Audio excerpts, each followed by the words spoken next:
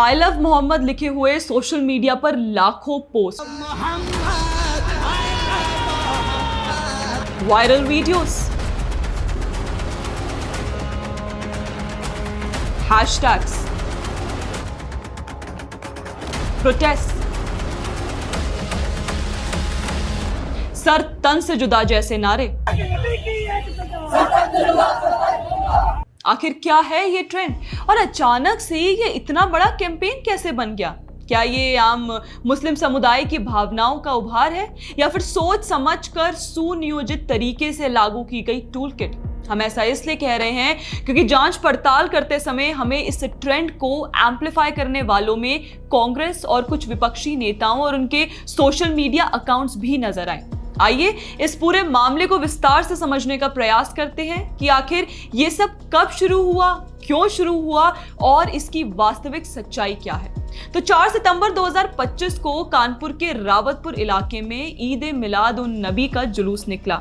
वहीं एक बैनर लगाया गया, आई लव मोहम्मद। खबरों के मुताबिक उसी गली से माता का हिंदुओं का जुलूस भी निकलता है और इसी दौरान दोनों समुदायों के बीच झड़प हो गई। मामले पर एक्शन लेते हुए पुलिस ने दंगाइयों के खिलाफ एफआईआर दर्ज की, लेकिन इसके बाद झड़प के इस छोटे स्थानीय मामले को मोहम्मद के खिलाफ साजिश बताकर एक मजहबी भीड़ को भड़काने के लिए कैंपेन शुरू कर दिया गया।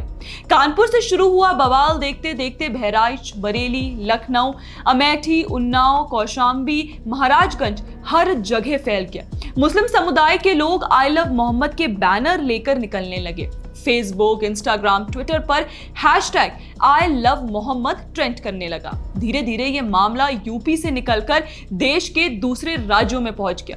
मध्य प्रदेश में मां काली की मूर्ति पर पत्थर फेंके गए। गुजरात के गोधरा में पुलिस थाने की घेराबंदी की गई। उत्तराखंड के काशीपुर में तो पुलिस कर्मियों को ही पीट दिया गया। अब देखिए इन कट्टरपंथियों को समर्थन देने कौन आया। 20 सितंबर को कांग्रेस का माइनॉरिटी डिपार्टमेंट बयान देता है कि उनका प्रतिनिधि मंडल उन लोगों से मिला जिन पर आई लव मोहम्मद बैनर लगाने को लेकर एफआईआर हुई थी। इसके बाद कांग्रेस नेता शमा मोहम्मद ने ट्वीट पर इस नारे का समर्थन किया। समाजवादी पार्टी के अबू आजमी ने कहा कि अगर इसके लिए जेल भी जाना पड़े तो हम तैयार हैं। सपा प्रवक्ता अमीक जमाई कह रहे हैं कि यह पूरी तरह से पुलिस का फेलियर है और चाहे आई लव श्री राम हो और आई लव श्री मोहम्मद हो, बोलने की आजादी होनी चाहिए।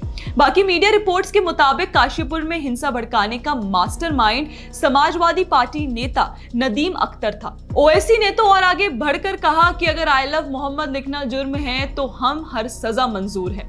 उसके बयान के बाद बरेली में हिंसा और बढ़ गई। इसके साथ ही यूपी की क्षेत्रीय पार्टी इत्तेहाद ए मिलाद काउंसिल के नेता नफीस का एक विवादास्पद वीडियो भी सोशल मीडिया पर वायरल हुआ, जिसमें वे किला पुलिस स्टेशन क्षेत्र से आई लव मोहम्मद लिखे पोस्टर हटाने को लेकर एसएचओ को धमकाते दिखे।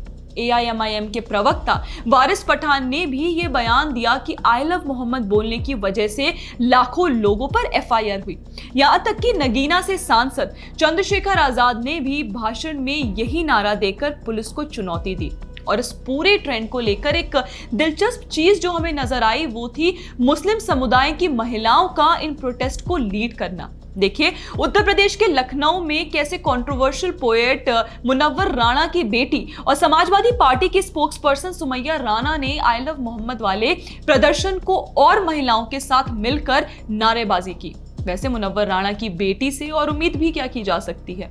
खैर, इस विशेष समुदाय का ऐसे प्रदर्शनों में महिलाओं को आगे करना भी एक स्ट्रैटेजी का हिस्सा है। सॉफ्ट पावर का इस्तेमाल कर सिंपैथी क्रिएट करना।